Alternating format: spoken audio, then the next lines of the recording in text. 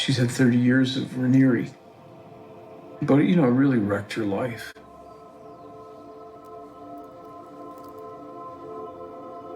My name is Toni Nathalie, and I was a former girlfriend of Keith Raniere. Keith started calling. Hours and hours and hours of phone calls. He would share things about his life, I would share things about my life, and this went on for months. So he knew all of my secrets. He was listening. He was listening.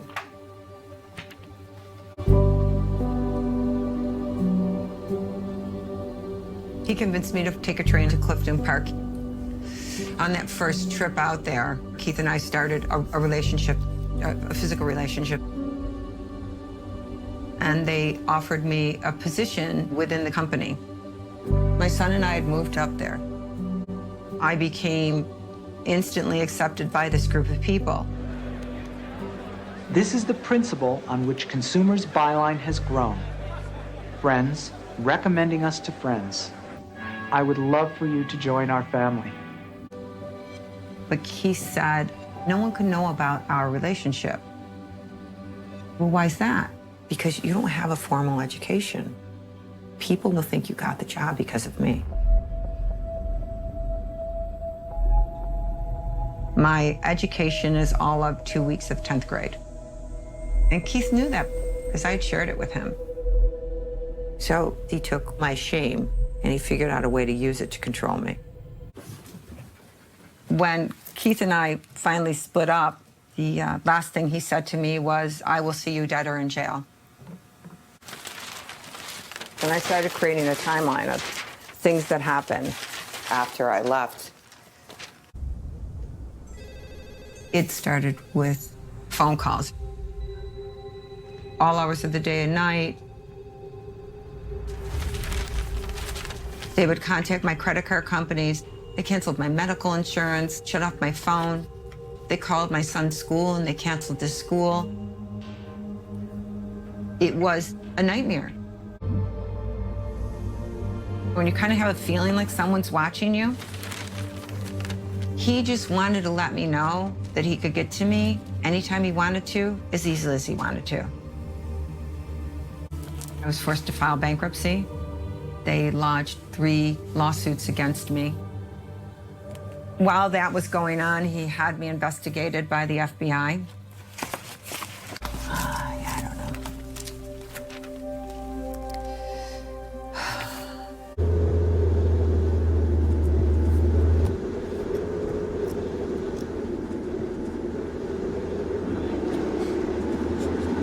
Toni left, and she tried to steal the business and take money from Nancy. And I told her that I would no longer have anything to do with her if she refused to pay Nancy back.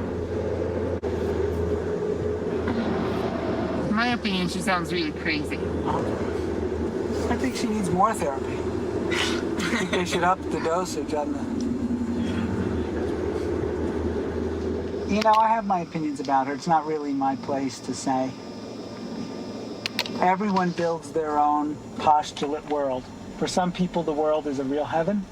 And for other people, the world is a real hell. And she sounds very angry.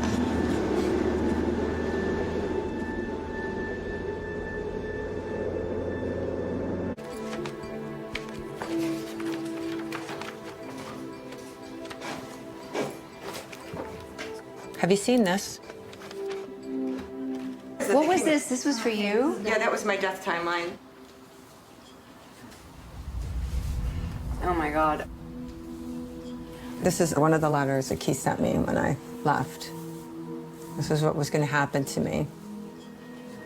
He's showing her a diagram of her demise, basically, is what that looks like. Right. So, yeah, I say we do add this and just say Keith's threats after I left him. He's doing the same things. Yeah, I know. His patterns haven't changed in 30 years.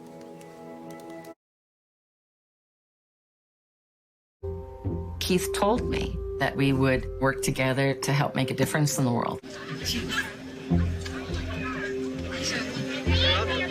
And he would say, "You are not like anybody else." Keith was very loving, gentle, attentive, affectionate, and he helped me work through a lot of that, to accept love, to receive love. This is from Keith. Happy birthday. Dance like no one's watching you, sing like no one can hear you, love like you've never been hurt before, and live like it's heaven on earth. And he wrote, "I just think of you every time I read this. I love you, Keith." I really felt that he was my soulmate. Who was the first one? Barbara Jeske. Why so small? You know what? You make dance. Keith said, "So I have sex with Barbara. What's the big deal?" And maybe once, twice a year, that's all. He had sex with her as her guru teacher. But then I found out about the next woman, Pamela Gayfords. And I confronted them. And they didn't hold back. Yep. And then all this other stuff came out. Karen and Tarana. I was humiliated. I felt betrayed. I was in shock. So once I found out about some of the other women, Keith stopped talking to me. Until the inner circle all met with me for 3 days. You know, Keith is your soulmate. What's the big deal? Makes you really angry and jealous. Wouldn't you rather not have those feelings anymore? And I did love Keith. And I wanted to get through my issues. I didn't like feeling jealous. I didn't like feeling angry. I felt out of control. I gave it the Girl Scout try to not be so attached to the penis. But anytime Keith and I had a disagreement or an argument, he'd hang up. And then I'd get the phone call within 5 minutes from one of those other women. Keith says that you're blaming him. He's flat out on the couch. You wiped him out. Keith is not going to talk to you until we work through this issue with you and we give you the green light. They made me think that I was just crazy. That went on for years. I mean, I remember one time they came in 60 days in a row, groups to mentor me. Before I quit, I broke up with Keith. And then we needed to figure out how I could work within the organization. Well, Keith stopped talking to me. And you cannot be a high-ranking person in an organization where the leader is not talking to you. And then Keith in the inner circle secretly told people that the reason they saw me distressed and emotional was because my soul had an ethical breach. They actually told people I was going crazy. And nobody told anybody that I had had a relationship with Keith and that it was all because I broke up with him. How dare I? By using sex and intimacy with women, it allowed him to then unduly influence them and gain more control and power. In Keith's world, not having an intimate relationship with someone key in the organization was the kiss of death for him.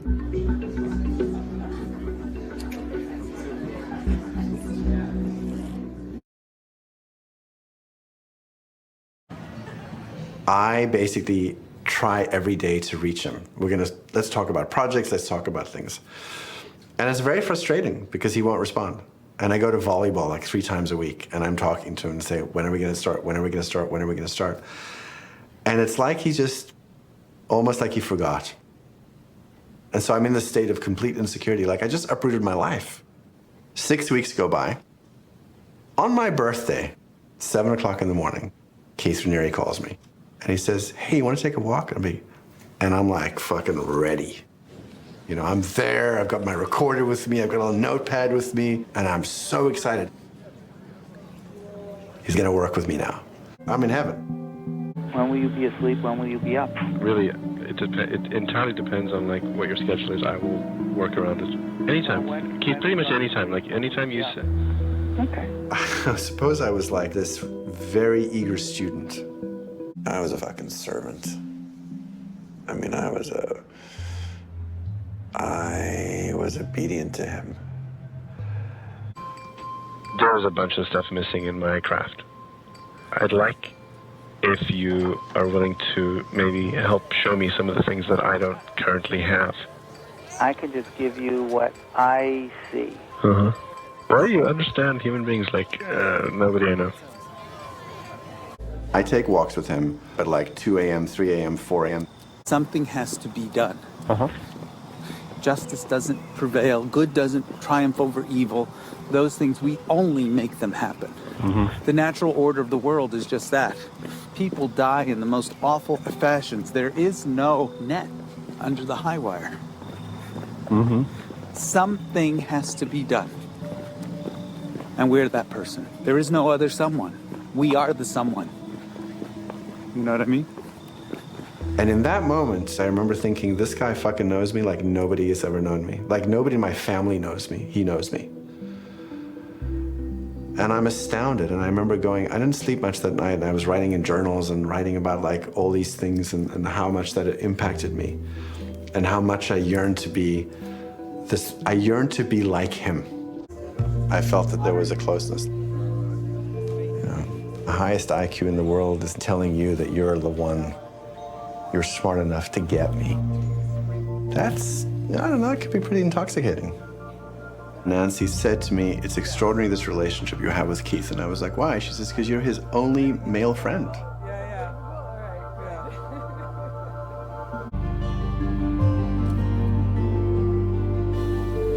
Actually, let's have everybody stand up for a second. For the first time in my life, I had the feeling of like, I am with me and I love me. And I remember just being like, oh my God, this is what self-love is. This feeling is the thing every single human being in the world wants. It's priceless. For 7 years of my life, I call him every single day. Marcos. Marquitos. How's it going? It's going good. Hello. Hi. How's it going there? Marcos. Hi, Marquitos. Hey. I do have some personal things, concerns between you and myself. I don't know if you realize it. I sort of took you on. To take someone on as what I'm talking about, friendship, it's a vulnerable risk thing. That's why I don't take on many people, so to speak, as friends. I wish I could talk to you about certain things. And I know you feel the same way. No, and I understand why at times you can't. I want to help you, and I believe I can. I mean, to be honest, I wish there was a time now that you were here for like 3 months straight, and that we spoke an hour every day, and you brought to me all of your impressions of the day, and I gave you what I can, but you'd have to promise not to hate me at the end. Here's I'm going to just try and say it simply, my big struggle. There are wounds of morality that I feel. There are wounds of injustice that I feel. There is no injustice. There is no unfair. There's just cause and effect. There's a part of you that is facing what if morality doesn't mean anything. As a human, as a male, as Mark, when you abandon all good, truly, you will come to a point where you must construct it. We are constructing a definition of good. It was very hard because you're going up against the leader. And in this case, a leader who had spent 12 years working his way into my psyche. Sorry. I'm a little punchy, that's all. Don't mind me. Esa discusión iba a tener lugar en la mañana, allí en Albany. y pasó de ser una discusión de una mañana a una discusión de 4 días. If you decide to do something. Not boring, but not of the emotional tenor you need. So this is very documentary, intellectual. Great, I don't give a shit. La primera es irnos a I don't even know the word philosophy. I don't think I need to see much more. I think you need to rethink this. It's essential. Okay. Thanks. So I'll speak to you later. Yes, you will. Later. I gotta think. I knew I'd mess things up. Yeah, I knew you would too. He made people feel really shit about themselves so that they would feel they owed so much more than they were giving. Bye-bye. Bye-bye. Bye-bye. You felt like shit, and he was the only one that could fix it.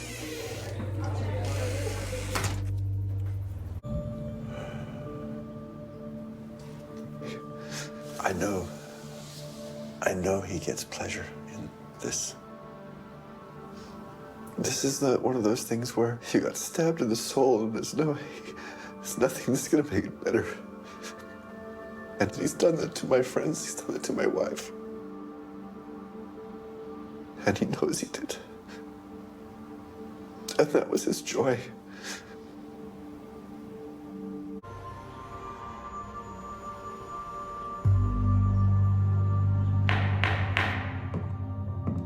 Good afternoon, Mr. Vicente. Good afternoon. I'd like to have you look around the courtroom and let us know if you see Mr. Raniere here today. I remember shaking. And I remember saying to myself, I'm not gonna look at him. Like, I'm not looking at the defense table. But I had to say the defendant's name, like Keith Raniere. And then they said, can you point to him? So I pointed at him and I just held it. And the thing that was just fucked up was that the way he looked at me when I pointed at him was sort of this like, I'm here for you, I'm still on your side, I still love you. And I made the decision like, fuck you. You're not getting in my head. But later on, I had this like sudden thought, it was bizarre. It's like just floated through and it was like, this thought of like, what if he's right? What if he actually is a good guy? Okay, you wear the headphones and I'll hear how it sounds. And I was like, what the fuck is that thought doing there? I was so horrified. Not so much that the thought had taken root, but that I had the thought. When I was watching him on the stand, it was very sad. It felt like death, but not, it's like wanting to reach out and say, don't do this, or please don't lie. He believes that I am evil and has to destroy me, whatever it takes, including lying, cheating, being in a hate campaign. And I think he believes he has to. He has to stop me.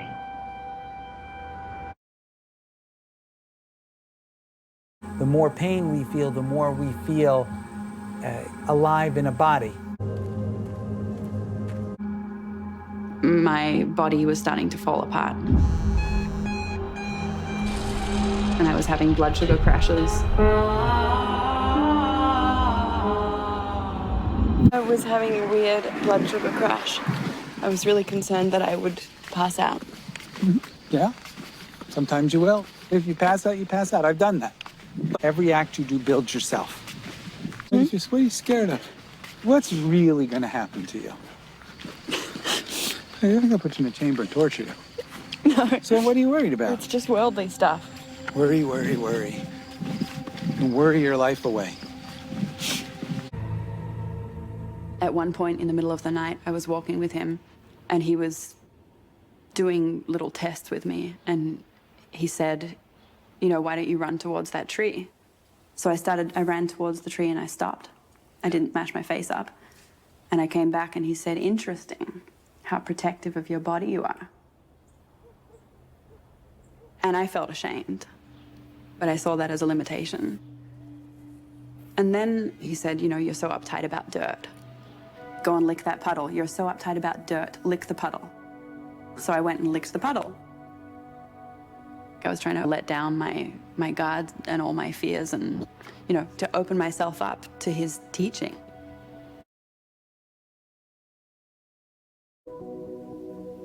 I think part of the problem here is that you guys are numb to your own condition. Class neutrality is one of the biggest problems in Mexico. It's one of the things that's generating a lot of fear, if you will, the entitlement of the poor to take from the rich, and the fear of the poor that they're nothing, oblivion. And the fear of the rich that they've gotten their riches for no reason and really they don't deserve them either. Because you have to understand the nature of it, and you have to understand the nature of what you do. And do the wealthy people have to change? Yeah.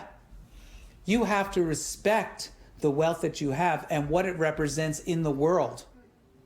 You're born into a rich family. You're not stealing anything per se, but you haven't earned it. You're born into a rich family.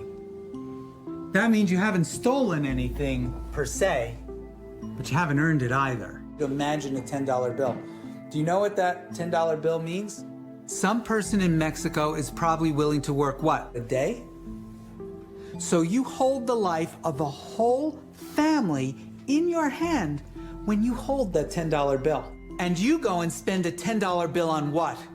Drinks at a bar? That's what I think of your family. That's what I think of your efforts. That's what I think of a whole day of your work. Just spend it on a drink at a bar. I just piss it off. I piss on your family. I piss on your whole family. He made people feel really shit about themselves so that they would feel they owed so much more than they were giving.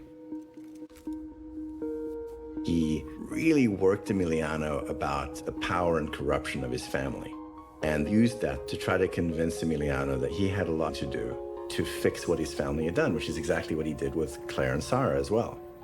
Bye-bye. Bye-bye. Bye-bye. You felt like shit, and he was the only one that could fix it.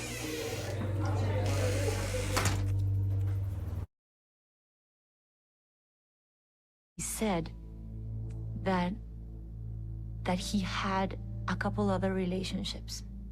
He asked me how I felt about it. And I said that, well, that it was uncomfortable, you know, and that I was trying to hold my reactions, no? But it was painful. And he told me that it was my entitlement, that I wanted him for me, or that I could feel jealousy, or... If they had a reaction to him with another woman, he would hold that over their head and say, well, you have an attachment. You shouldn't care. And I'm doing this for you. Keith spoke at a training about my entitlement and my defiance, and therefore everyone felt entitled to point that out to me, to the point that I completely believed it myself.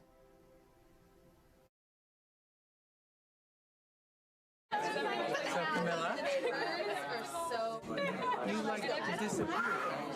Haven't heard from you. You don't see flowers, candles, no nothing. Are you in a better state? Such a cute. I'll speak to you later. It's so good because I was just, I had a dance instructor ask me. I thought a lot about you and about us today. And? All of me loves you, but I feel you as a parent, as a god. Your belief of unsafety with me is the real problem. In this specific case, you should want to give your god everything. Certainly more than you would have ever given Robbie.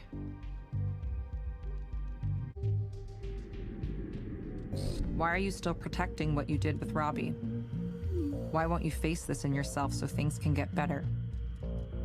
I don't have the answers you are looking for. I'm sorry. I feel my entire person depends on you. It is very scary and suffocating. I feel like your puppet. I don't know what to say. I need a convincing apology, proof you understand, and a vow. You have damaged me. Cut the victim stuff. Camila writes, what do you want me to do? And he writes, trust me 100%. Any failure is unacceptable. You have to earn me. I need a vow of absolute obedience. Camila writes, I can't do it, love. Please don't be mad. And then he writes, if I don't get what I want you out. Camila writes, I'm fearful that you will abuse the power. And he writes, if it never seemed questionable, it wouldn't be trust. Do it now. Camila says, I vow to do as you say.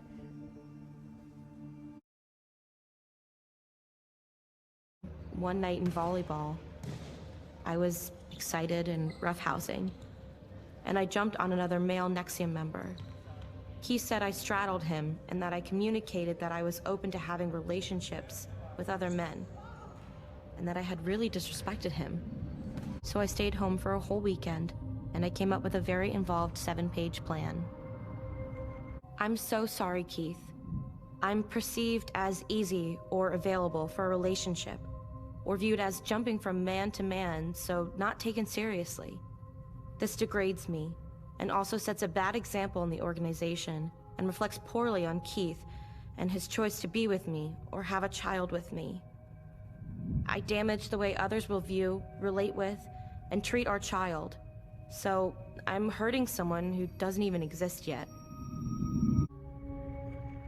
Keith said it was a pattern, that the way I relate with men disrespected our relationship, which was another reason why we couldn't have children, and that I had to work on myself first. He told me he was having a child with another woman, Mariana. I had a complete meltdown. He responded by telling me that my emotional reaction was making things harder. It's just such a mind fuck. She was fucked with. She was been fucked with, and consequently, fucked other people too. Like, really screwed them up. And the way that she was with me in DOS makes sense now. Like, it was abusive. It was like being with someone in an abusive relationship. Like, she'd be mean, and then I'd be like upset about it. And she's like, why are you upset? Don't you see I'm only doing this for you and your growth? Don't you see I'm doing this because I love you? And obviously this is what she's getting from Keith.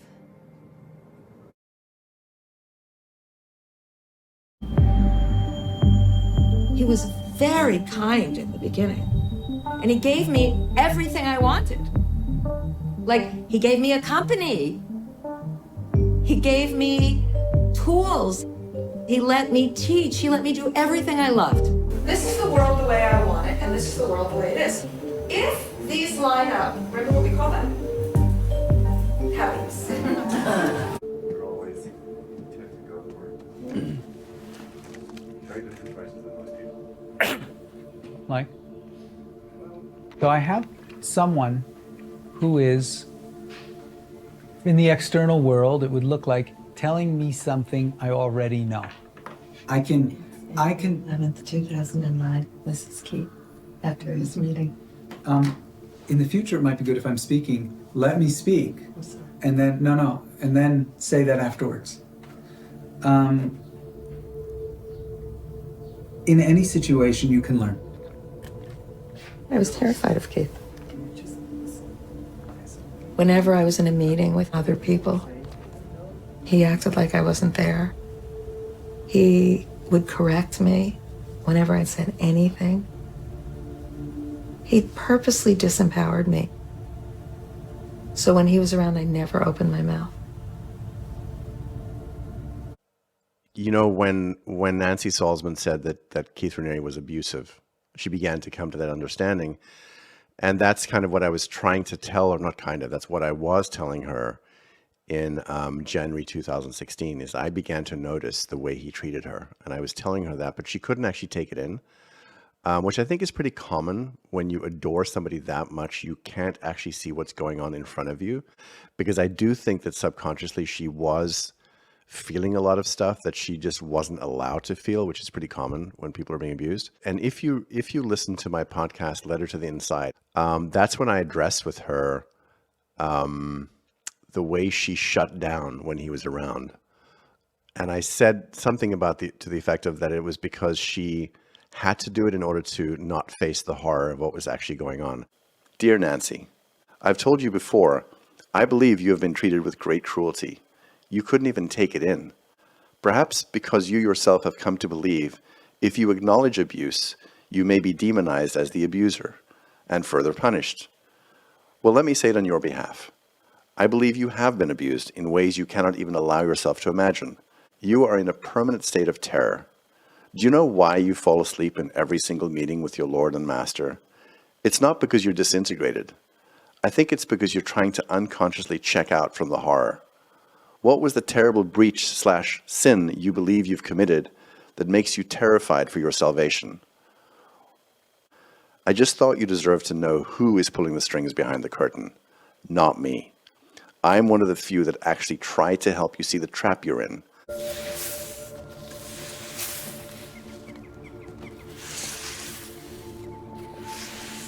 When Keith left the country, I started waking up in the morning feeling peaceful. And I would think to myself, what is wrong with you? You have this wonderful life that he helped you create. Like, what is wrong with you? So in the early days, I was totally honest with Keith, so we learned a lot about my depression. I told him about my relationship problems, and Keith instructed me not to get into another relationship until I worked my dependency issues. Then he became very affectionate toward me and made sexual advances. He abruptly ended our physical relationship, and he asked me to commit to never beginning another relationship with anyone or getting involved with another man without discussing it with him first. He had all of these relationships, but he didn't with me. And it wasn't that I wanted to have a relationship with him, but it always was like, why did he do that to me? And I always felt ashamed of it. But it felt worse when he started having sex with my daughter. Mom doesn't mind you sleeping with me. I don't know that's for true.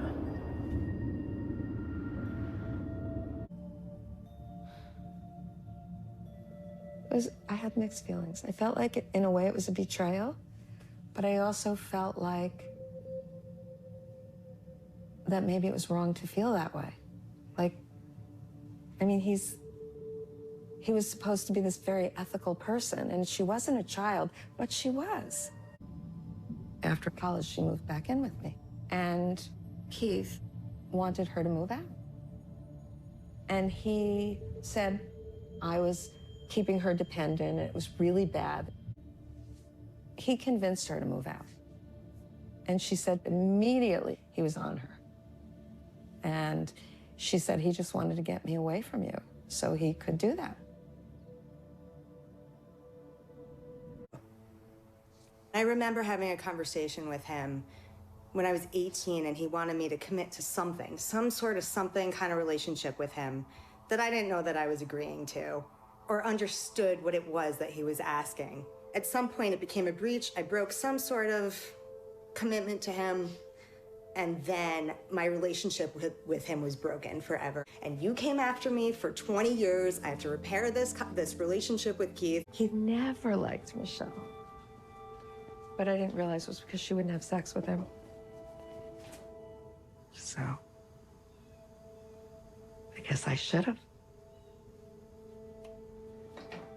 I think it was like an experiment with him. I started thinking that he enjoyed hurting us. He just wanted to see how far he could push us. Like, how much could he get away with?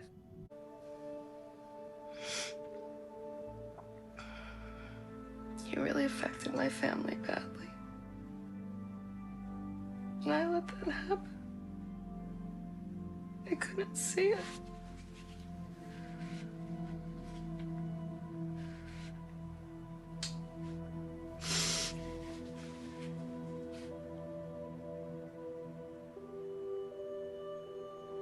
Had any support at all? No, nothing, no professional support. What's your perception right now of what you went through?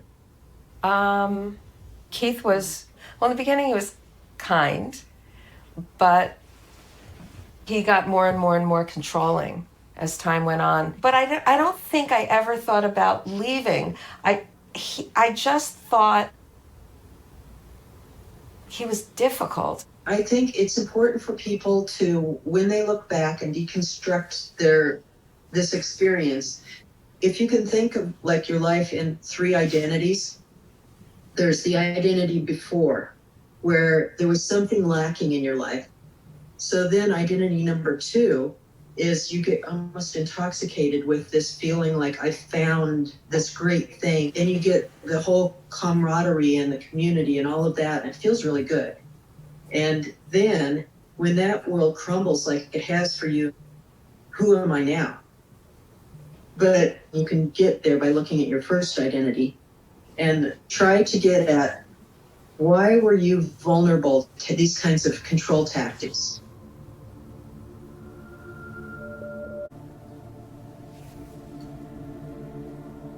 He got me into like a reenactment of trying to get approval from my mother. I was always wanting to do things that would make her feel happy with me. And I grew up and I just accommodated everybody because I wanted approval. Keep your Yeah. walkie-talkie. Yeah. And I believed that Keith knew that I always needed approval, and therefore he always withheld approval. And the more he withheld approval, the harder I worked. Oh, you want me in Italy? But just not moving forward. Okay, I'll do this. If I didn't behave in the way he wanted me to behave, he would tell me I was breaching my ethics and that I wasn't strong. I think that's how Keith got me to do everything that he got me to do. He constantly made me feel like nothing I did was good enough. He constantly was trying to get Nancy to feel responsible for any mistake she made. This is the piece that I really hope that you can articulate how psychological manipulation is self-perpetuating. You were used for the things you were good at and for how he could control you.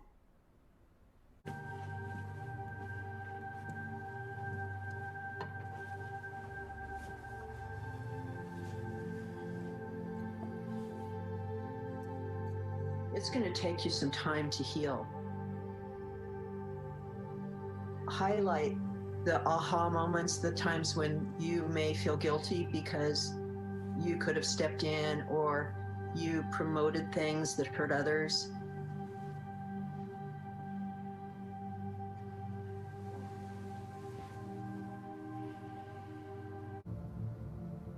Everything is so blurred because we trusted that he was teaching us something that we didn't know about being ethical and living an ethical life. And so we committed ourselves to something that we thought was real and principled. And we did things for him because he convinced us that that's what we were doing. I didn't know what to do. And I somehow made myself wrong.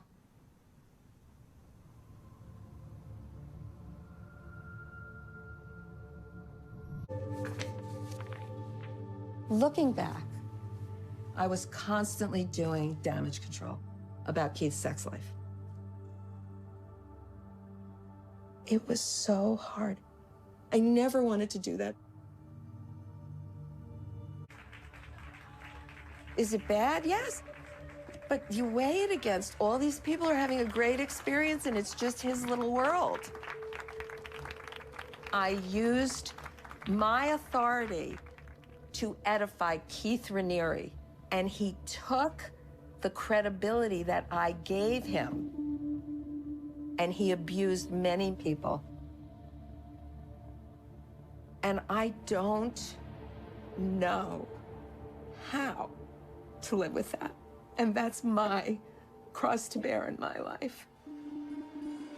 He kept sending me in. I felt so lost, and I had no one to talk to, and I don't know if I did good things or bad things. I didn't know anymore because I couldn't tell.